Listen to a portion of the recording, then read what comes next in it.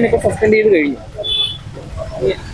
അല്ല, നാരായണനെ സസ്പെൻഡ് ചെയ്തുവെങ്കിലും ഇതിൽ തുടക്കം മുതൽ ഞങ്ങൾ ആവശ്യപ്പെട്ടിരുന്ന നമ്മുടെ ഡിമാൻഡുകളിൽ ഒന്ന് അംഗീകരിക്കപ്പെട്ടു. സ്വാഭാവികമായിട്ട് ഡീൻ ഇതിൽ വലിയ ഒരു കുറ്റക്കാരനാണ്, പ്രതിസ്ഥാനത്ത് നിൽക്കുന്ന ആളാണ്. ആളെ സംരക്ഷിക്കാനുള്ള ഒരു സമീപനം തുടക്കം മുതൽ കോളേജ് അധികാരികളല്ല, ഇതുമായി ബന്ധപ്പെട്ട CPM നേതൃത്വത്തിന്റെ ഭാഗത്തു നിന്നുണ്ടായി. അതിൽ വലിയ പ്രതിഷേധം ഉയർന്നിരുന്നു.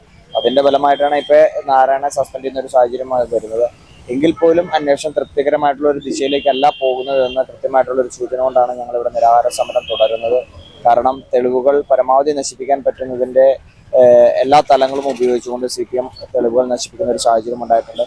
ഇത് ഒരു കേന്ദ്ര ഏജൻസി, അതായത് CBIയുടെ അന്വേഷണത്തിലൂടെ മാത്രമേ ഒരു പക്ഷേ ഇതിന്റെ സത്യാവസ്ഥകളെല്ലാം നമുക്ക് കണ്ടെത്താൻ സാധിക്കുകയുള്ളൂ. അപ്പോഴും അവിടെ നിന്ന് പറയുന്നത് ഇനി CBI അന്വേഷിച്ചാലും ഒരു പ്രശ്നവും ഇല്ല എന്നാണ് വയനാട് CPM ബ്രാഞ്ച് സെക്രട്ടറി പറഞ്ഞിരിക്കുന്നത്. എന്നിട്ട് എന്തുകൊണ്ട് ഒരു CBI അന്വേഷണത്തിലേക്ക് സർക്കാരിനൊന്നും ഇതിൽ മറയ്ക്കാനില്ല, അല്ലെങ്കിൽ ഒന്നും ഒളിച്ചു കളിക്കാനില്ല എങ്കിൽ എന്തുകൊണ്ട് ഒരു CBI അന്വേഷണത്തിലേക്ക് വിടുന്നതിൽ നിന്ന് അവർ വിമുഖത കാണിക്കുന്നു?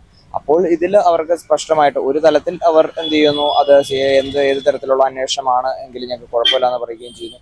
മറുതരത്തിൽ ഒരു ഇരട്ടത്താപ്പ് നയം സ്വീകരിക്കുന്നു. പിന്നെ ഇതിൽ നമ്മൾ മനസ്സിലാക്കേണ്ട ഒരു കാര്യം, ഇപ്പൊ മരണം സംഭവിച്ച ഏകദേശം 10-15ഓളം ദിവസമായി. ഈ 15 ദിവസത്തോളം ഇല്ലായ്മ ചെയ്യാൻ സാധിക്കുന്ന തെളിവുകളെല്ലാം അവർ എന്ത് ചെയ്തു, ഇല്ലായ്മ ചെയ്തു. അപ്പോൾ അന്വേഷണം ഏത് തലത്തിലേക്ക് പോകുമെന്ന് നമുക്ക് വലിയ ആശങ്കയുണ്ട്, സംശയമുണ്ട്. എന്നിരുന്നാലും നമ്മളെ ഡിമാൻഡുമായി നമ്മൾ അതിതീവ്രമായിട്ടുള്ള സമരമുഖത്തേക്ക് നമ്മൾ കടക്കുകയാണ്. നേതാക്കളടക്കം ഇവരെ സംരക്ഷിക്കുമെന്ന് കരുതുന്നുണ്ടോ?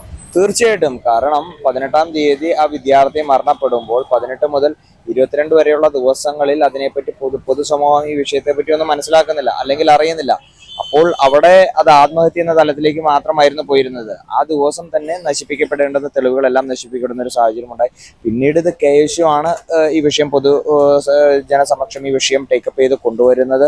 വലിയ മാധ്യമ പ്രാധാന്യത്തിലേക്ക് ആ വിഷയം വരുന്നു. അതിനുശേഷമാണ് സർക്കാർ പ്രതിരോധമില്ലാവുന്നത്.